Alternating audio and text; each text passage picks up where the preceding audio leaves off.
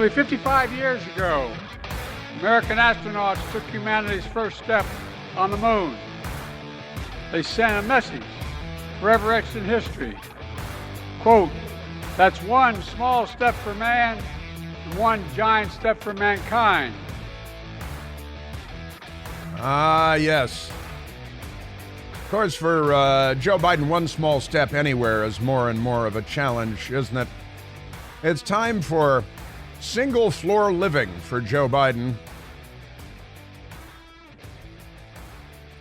We need to find the right retirement community for Joe Biden. I think he could afford something very nice.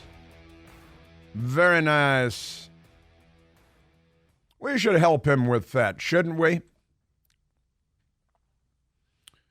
Well, good Thursday to you. A lot of crazy news. A terrible and horrifying story out of Maine, the state of Maine, where a former soldier and a firearms instructor murdered apparently 22 people in the state of Maine. And the fact is, until day before yesterday, a total of 22 people had been murdered in the state of Maine all year long. And then yesterday, that number doubled because a crazy man who had been in a mental institution just months ago, and he had been in that mental institution for weeks. He was having delusions. He was hearing voices. He was being told or hearing something about shooting up a military base in Maine. And then last night, he obviously lost it and went to a bar and a bowling alley and murdered apparently 22 people using an AR-15 style rifle, which always makes the Democrat Party happy because they have a political agenda, when it comes to that and every other matter. And terrible, terrible situation, of course. I heard an Israeli official on the radio this morning from Israel who first paused to offer condolences to the United States of America because of the massacre of humanity in the state of Maine, not normally known as a crime-ridden place. Again, 22 homicides all year long until yesterday. Whereas in the District of Columbia, with a population that is less than half of the population of Maine, we've had, what is it? Last time I looked, it was 220-something homicides because our homicide rate is off the charts. But, Democrats, we got a lot of Democrats here. So many Democrats, we can't even count them anymore. But they all show up on Election Day, plus a few, just plus a few. So we got that. And I will keep you posted on that. There's supposed to be a briefing on the Maine massacre while we are on the air, and we will keep our ear to the ground and keep you posted as to any updates. The individual who is the prime suspect is on the loose and on the run, and police are hunting him. There is a multi-state manhunt underway right now for this individual, former soldier with mental illness issues earlier this year, significant enough to land him in an institution for weeks. And still he had his rifle, apparently. And the vehicle that he was driving, a Subaru, was found along the water's edge. And I don't know which way this is going to go, but I wouldn't be completely shocked if he were found floating somewhere near where the vehicle was abandoned. A terrible story, obviously. A mass shooting, a massacre of humanity by a person with mental health issues, and a terrible story. But we'll keep you posted. Our ear is to the ground on that. And we have a new Speaker of the House, which is kind of exciting news, I've got to say. It took a little while, but now we have a Speaker. And the Washington Post is already attacking him, of course, and slandering him and smearing him. They, when was it? Day before yesterday, I think the Washington Post had a multi-page hit piece on Jim Jordan. I guess they thought Jim Jordan was still in the running for Speaker, so they were going to great lengths to smear him. Then they had to change gears completely, the Washington Post did, because the Speaker was not someone that they had expected. Mike Johnson is the new Speaker of the House. Kind of a, what? Who? Where'd he come from? And it turns out he's a pretty solid conservative. He started yesterday with a prayer, which always infuriates the Democrats because they worship Satan now, don't they? And Hamas. They love Hamas and Satan. They love after-school Satan Club for your children because that's what they think school is for. They're not the same Democrat Party that they used to be. But I digress. Sworn in yesterday as House Speaker Mike Johnson, congressman, as you might imagine, of Louisiana, a Republican. And even the Washington Times, your newspaper of record, Representative Mike Johnson of Louisiana was a virtual unknown before he burst onto the national scene as House Speaker. Mr. Johnson, 51 years old, has been a low-profile member during his 6 years in Congress. He's known for quoting scripture and serving as a guidepost on constitutional issues. I think those are two good things in a political leader in the United States of America. And it turns out, according to Congressman Matt Gaetz, who kind of got the ball rolling on all of this by calling for the expulsion of Kevin McCarthy as Speaker of the House, and Matt Gaetz did an interview yesterday with Steve Bannon where he talked about the process and what Kevin McCarthy's role was in all of that. And he also talked about Mike Johnson, who is being attacked as a MAGA Republican, which the Democrats hate. But they love Hamas, and they love carjackers. Don't they love carjackers, Mike? They're just because carjacking is one of their things. The problem is not our guns. It is their sons.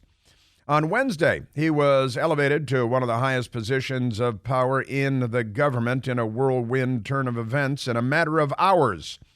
The Washington Times writes, Alex Miller, writing for, his country and for journalism, Alex Miller, a well-written piece, crisp opening lines, well done by Alex Miller at the Washington Times. A lawyer and constitutional law expert, he cultivated the respect of his colleagues while serving as the chair of the Conservative Republican Study Committee, the largest faction of House Republicans. He won the number 5 Republican leadership position, vice chair of the conference 2 years ago, after House Republicans batted down 3 other Republican nominees for Speaker. Majority Leader Steve Scalise of Louisiana, Judiciary Committee Chairman Jim Jordan of Ohio, and Majority Whip Tom Emmer of Minnesota. They quickly united around Mr. Johnson on Tuesday night. He was conservative and experienced enough, lawmakers said, and a fresh face to satisfy those in the party who were tired of the status quo. And it was kind of a fascinating. I watched the vote. The Democrats, they all voted, every single one of them, goose steps on every single issue. There is no deviating from the party line if you're a Democrat member of the House of Representatives, and as has been the case in every vote, every single dirty, stinking, rotten anti-Semite in the Democrat Party voted for their radical Hakeem Jeffries, who was mentored by his virulently anti-Semitic college professor uncle.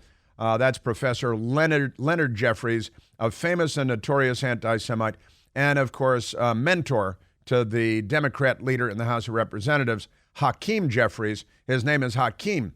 Is that an old family name, or where did that come from? And Hakeem Jeffries, and what's his brother? He's got a brother, Hassan. He's Hakeem and Hassan, the Jeffries kids, And he's a bad guy, Hakeem Jeffries. He's not on our side, and he's a villain in the story.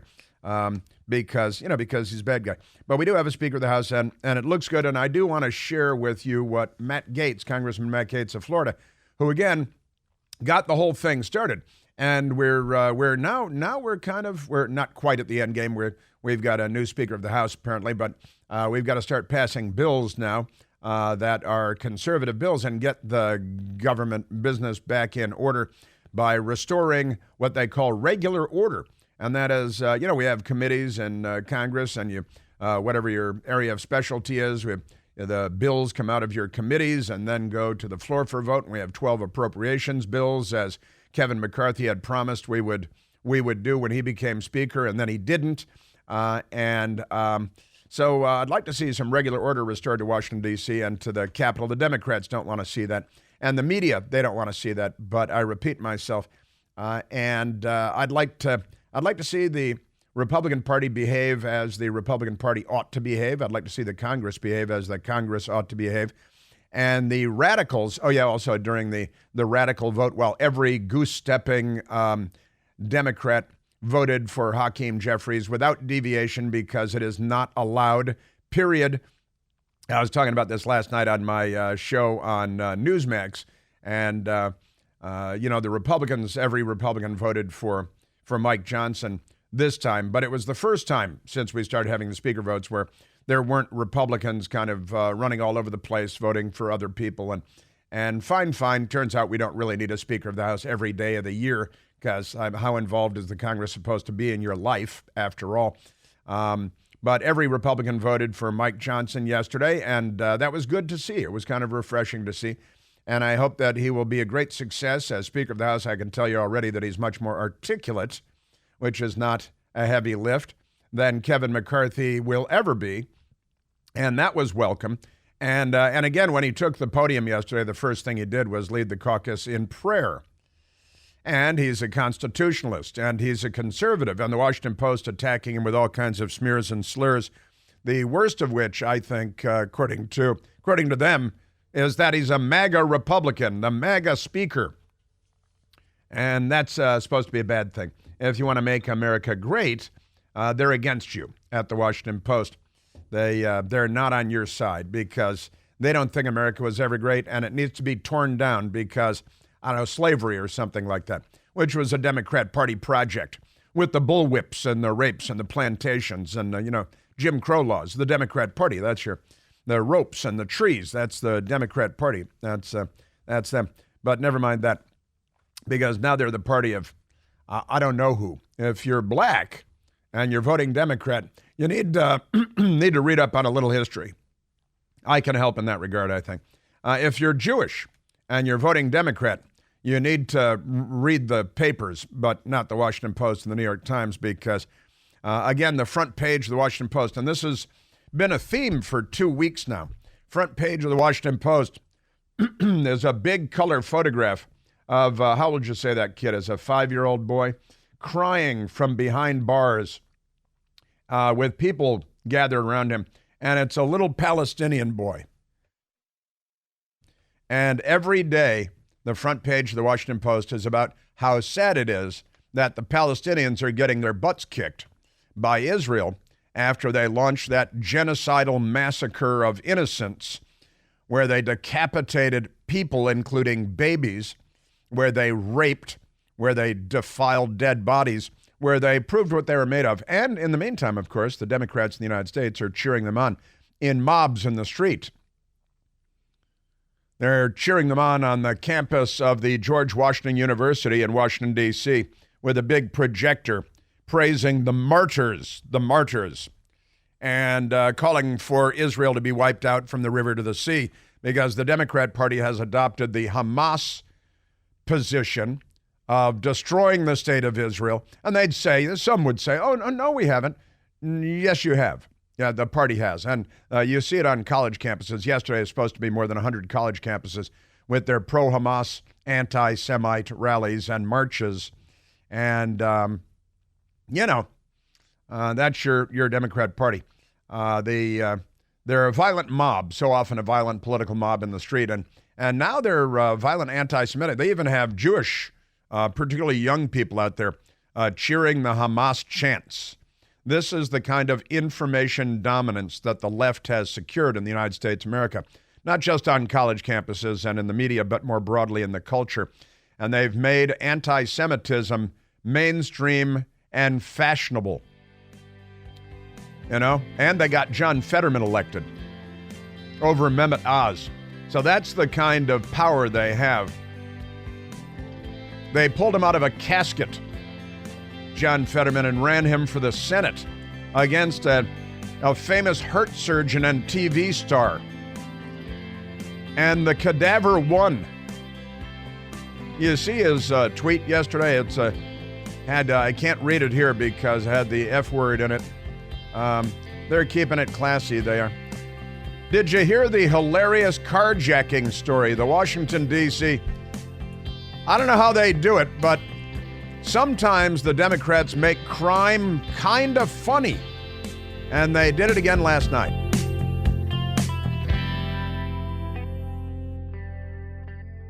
Hey, it's Chris Plant. Excited to tell you about our July 2024 Listener Sea Cruise. We'll be sailing around the British Isles, visiting Scotland and Ireland. Please join us. Book by this July 31st for extra savings. Visit ChrisPlantCruise.com. All right, and yesterday there were student protests on campuses across America calling for Hamas to kill more Jews, I think. Isn't that it? Isn't that the goal? And at a Jewish college, Brandeis, something crazy happened there, too, and I'll share that with you coming up. I do want to get to the story, crime, Democrats' crime, that's one of their areas, and they occasionally make it funny. I've got two... funny can be a relative thing, but I've got two stories I want to share with you. One I shared a few weeks ago. Let's go to another one just happened. Let's go to Matt calling from St. Louis. St. Louis, Missouri. Matthew, you're on the Chris Plant Show. Chris, happy Thursday and anti-Semitopia. And two things. One is, Jihad Joe, the Alzheimer in chief, I think he thinks he's silenced some of his critics now on one issue.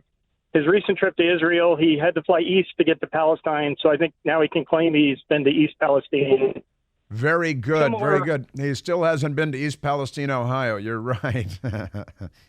And in a similar low IQ vein, the next moronic thing I'm waiting to hear from these, these idiot zombies protesting at the Poison Ivy League and other colleges and universities is that the Jews derailed that train because they were trying to kill East Palestinians. So, do you have notes in front of you? You take a couple of notes, or you just had these stored up?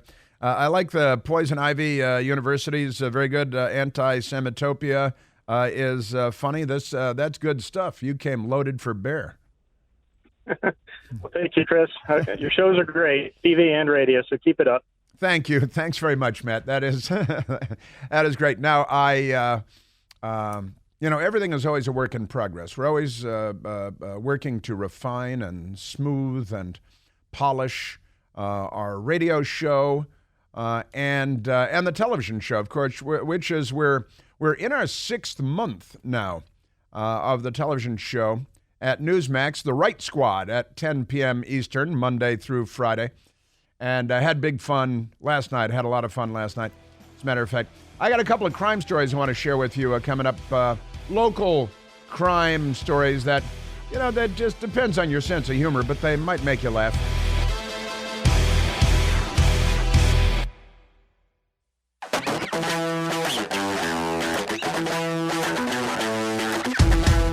All right, well, Washington, D.C. is, of course, a crime-ridden city because there are so many Democrats here. Homicide rate, I think, is more than 10 times the homicide rate in the state of Maine, where there were apparently 22 people murdered there last night by a crazy person who had been in a mental institution just a few months ago. And he served, according to multiple reports, 20 years in the Army.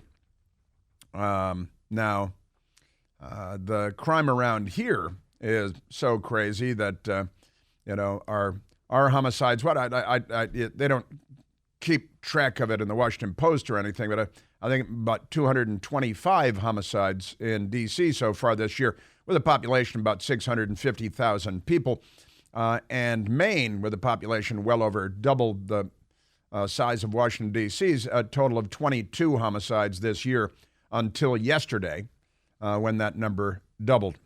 And a terrible, horrible thing. Now, in Washington, D.C., one of the big crimes these days is carjacking. Carjackers are everywhere. There are so many carjackings. that I don't think they keep track of that at the Washington Post or anything. We had a member of Congress was carjacked a little while back. Texas member of Congress was carjacked in front of his building in Washington, D.C., I think close to the baseball stadium. And when he was carjacked, it was the 754th carjacking in the district in 2023, and that number has gone up since then, significantly, of course. That was earlier this month that the congressman was carjacked. 754th carjacking. Now we're about 61 square miles of land, plus some of the Potomac River and the Anacostia River. But that's an astonishing number. You know, what is that per square mile? How many carjackings so far this year? Crime is a huge problem in Washington, D.C. Homicide, carjacking, all of that. Big problem. Now, the story from last night from the local media, NBC Washington, 1 killed in crash with carjacked vehicles, plural, in D.C. Person in custody. A person is dead after a crash involving 2 carjacked vehicles in Northeast D.C. Now, what are the odds of that happening? That's completely nuts. The crash happened, according to NBC, just after 2 a.m., 12th Street and Brentwood Road Northeast. The identity of the victim has not been immediately released, described as female. Now, the crazy thing here is, police say that one of the cars, 2 cars crashed into each other, 1 person was killed. One of the cars was carjacked in Washington, D.C. The other was carjacked in Prince George's County in Maryland. Then the 2 carjackers were racing around, and they crashed into each other. And one of the drivers was killed. Well, that's the punchline. That's it right there. That's the joke. Juvenile female is in custody. We've got a lot of young women that are gun-toting criminals in Washington, D.C. That's women's liberation, I think. The Democrats have been working for that for a long time. They like to have men compete against them in sports because the Democrat Party is not yet known what might have led up to the crash or if the victim and the suspect knew each other. How is one the victim and the other is the suspect, but never mind that. Vehicle thefts and carjacking up significantly this year in Washington, D.C., and they cite the Democrat congressman that was carjacked in front of his building. Now, this is a crazy story, but how do you explain this? That one is dead, another in custody.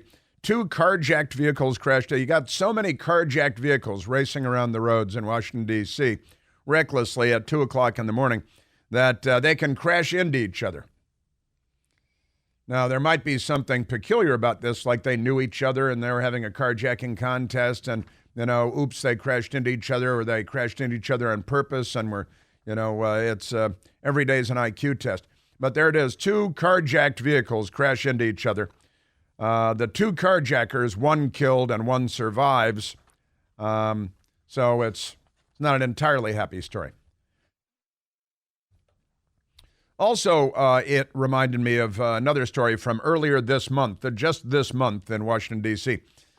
Police, family identify 4 teens killed in fiery Prince George's County crash. The 4 teenagers were killed in a vehicle that had been carjacked earlier in the day at gunpoint.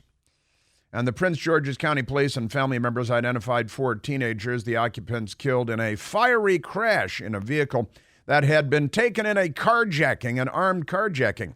The driver of the Kia Sorento that crashed into a tree on September 29th in Mitchellville was identified as Marquet Swan, 14 years old, of Lanham, the youngest of the teens. 2 passengers identified as Serenity Selman, 15, of Upper Marlboro, and Zai Sean Cuffey, 15, of Glen Arden. And they were all killed because they carjacked a car at gunpoint, and they're driving around, and a police officer noticed that the car that they carjacked had an expired temporary tag. It's both temporary and expired.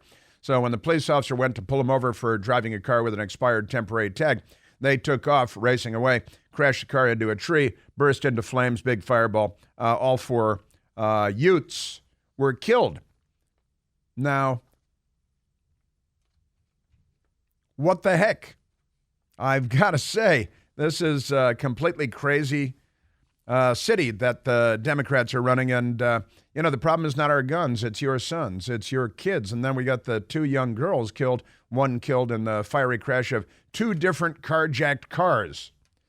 I don't like crime. I don't like criminals. I don't like teenage criminals. I don't like 40-year-old criminals. When you hear that terrible things like this happen, you kind of have to say, well, carjacking is a risky business. If you're going to be out there pointing guns at people's heads, threatening to murder them and stealing their cars, and then you race away and you get killed, don't be surprised if nobody feels sorry for you. Just saying. Now, speaking of the Democrat Party, there were lots of the Democrat Party is an anti-Semitic party, and I'm talking to Seaton, and he's like, the Arabs are Semites too, so calling them, they're not anti-Semites, they're anti-Jew. They're Jew haters. And that's true enough. But the accepted terminology is, of course, anti-Semite. When you're talking about being an anti-Semite, you're not talking about Islamophobia, as Democrats like to call it. But just yesterday, and I talked about this yesterday before all this stuff happened, college students walk out across New York City to protest Israel-Hamas war. This is the Gothamist. And, of course, they're all pro-Palestinian and anti-Israel on college campuses across New York City. Students at CUNY, the City University of New York, Columbia University, NYU, and several other New York City colleges walked out of their classes on Wednesday, a demonstration in support of Palestinians. That means Hamas. That means a terrorist organization named Hamas, which is genocidal. And their declaration, their charter is genocidal. Their vitriol is genocidal. And the Democrat Party has somehow convinced college students all across America to be pro-genocide and anti-Jew, anti-Semitic. And Anti-Semitopia. Anti-Semitopia is what they're building here. The Democrats, another opia. It's not quite a utopia, but it's an anti-Semitopia. So the demonstrations in support of Palestinians as tensions in New York City over the Israel-Hamas war continue to mount. Why would tensions mount in New York City? Oh, because the Democrats have made anti-Semitism fashionable.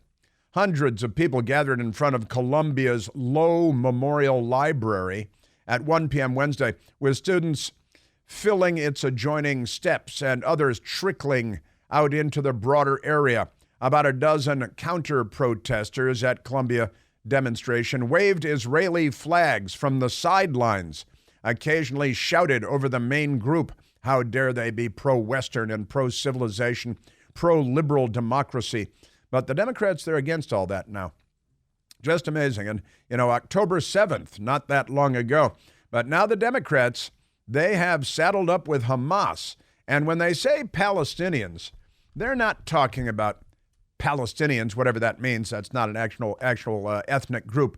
They're talking about Hamas. That's who they're supporting, which is a designated, identifiable, radical Islamic terrorist army hell-bent on the genocide of the Jewish people and the extermination of the state of Israel. And the Democrat Party has such sway that, of course, they got the college professors and administrators with them, too. But at colleges, not just all over New York City, but all over the United States of America, they're coming out in support of radical Islamic terrorist army Hamas. And they love Hezbollah, too, the army of Allah, which is also dedicated to the destruction of the state of Israel. Now, Iran is behind all of this, of course. And it turns out, and the Wall Street Journal reports now, that the terrorists that carried out the October 7th massacre trained in Iran as recently as September, because the Iranians want to wipe the Jewish state off the map and wipe Jews off of the planet Earth. But the people at the Wall Street Journal have Hamas fighters trained in Iran before October 7th attacks.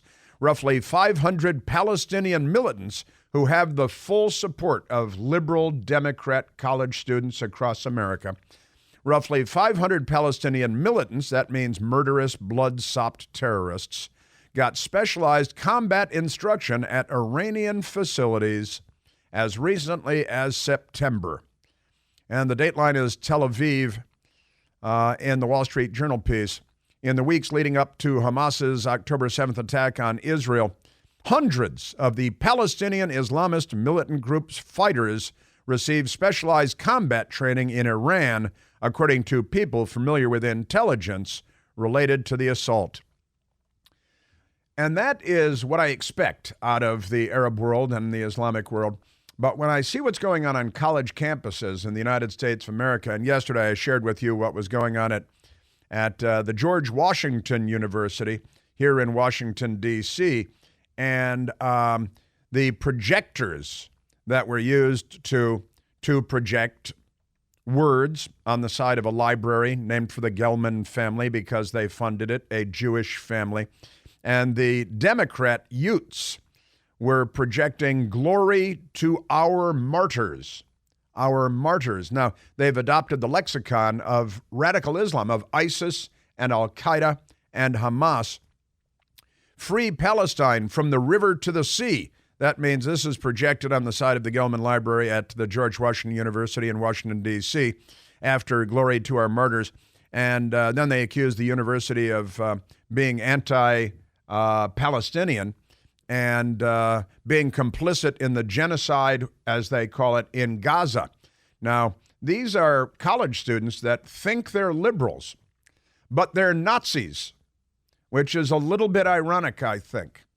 They have become, who was it? It's Rashida Tlaib, Democrat member of Congress, who famously said that when she thinks about the Holocaust of the Jews, a calm comes over her, a calming feeling. There's a kind of a calming feeling, I always tell folks, when I think of the Holocaust and the tragedy of the Holocaust. The tragedy of, she explains that it's a tragedy, the Holocaust, because then the Jews came out of Europe and moved to Israel. That's why it's a tragedy. That literally, she explains, that's why she thinks it's a tragedy. But a calming feeling comes over her when she thinks about the murder of millions of people because they're Jews, right? And she's one of the Jihad Squad, but she's not the only member of the Jihad Squad. Again, Israel-Hamas war continues to roil American colleges, is the headline at NBC Fake News, sparking walkouts. The war has raised the temperature on some college campuses, giving rise to social environments that mirror the country's similarly polarized politics. That's a very fancy headline, which means that you're raising a bunch of Jew-hating, genocidal anti-Semites that think they're liberals. That's ironic. I like to point out they have no sense of irony. Dozens of U.S. colleges and universities are increasingly riven, they're riven, NBC News says, by tensions over the war between Israel and Hamas, offering a window into how a rising generation perceives the conflict in the Middle East and the U.S. government's foreign policy in the region. NBC News is getting in there. They're saddling up with the pro-Hamas crowd here. In recent days, protests and demonstrations have broken out on several campuses on the streets of New York and Los Angeles, and there have been assaults and there have been all kinds of wackiness. And I've got more for you because there was a minor incident that's very revealing that occurred on the streets of Washington, D.C. A nice Jewish lady out riding a bike with her little baby toddler in one of those trailer things behind the bike. And she encountered a Democrat on the road, and you're not going to believe what the Democrat had to say to this nice woman.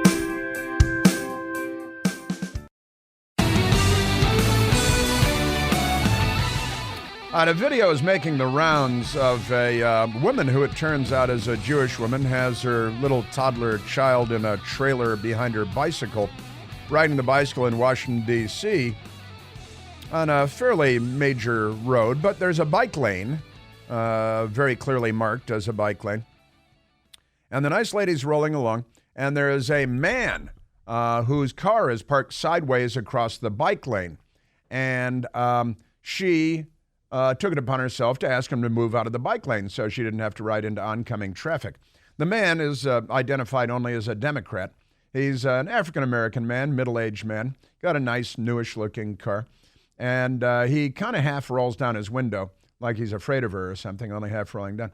And she asked him to move the thing, and he then made some declarations which are perfectly in keeping with today's Democratic Party. All I'm asking you to do is move out of the bike lane. I don't care what you're asking. I don't got to comply with you. No, of course not. But that's just the law. So go your ass around. It's not safe. I don't want to go into the contra lane. Safe for you. Your life is not my concern. I understand that. I am, in fact. Are you a Jew? He says. I knew it. Are you a Jew? I knew you was a Jew. You people are the devil. Now we're going. I knew it. You are the devil. Now we're going. Hey, bro, get to Karen, bro. She is trash. This is why you're doing this, because you think you're entitled. Are you a Jew? He asks her, like a Nazi. She said, as a matter of fact, I am. He bursts out laughing. I knew it. Well, first of all, let's start with this. I don't have to comply with you, all right? That's he yells at her. And then says, well, got a little kid in the trailer. They want to ride into oncoming traffic on a major road and get killed. And he declares, your life is not my concern. Your life is not my concern, because he's a Democrat. You know how Democrats are. And he thinks he's a liberal. But this is your Democrat Party today, and this is what's going on college campuses and out on the streets of Washington, D.C., our nation's capital. And he said, I don't give a beep for your safety. Your life is not my concern, he says. She asked him to move out of the bike lane. I don't care what you're asking. I don't got to comply with you. I think he meant to say, I don't have to comply with you in order to be grammatically correct. And then his first question to her, shouting at her, are you a Jew? He says, as a matter of fact, I am. He's screaming and laughing and cackling. I knew it. I knew it. I knew you was a Jew. I think he meant to say, I knew you were a Jew. You people are the devil. Now we go. I knew it. She is trash.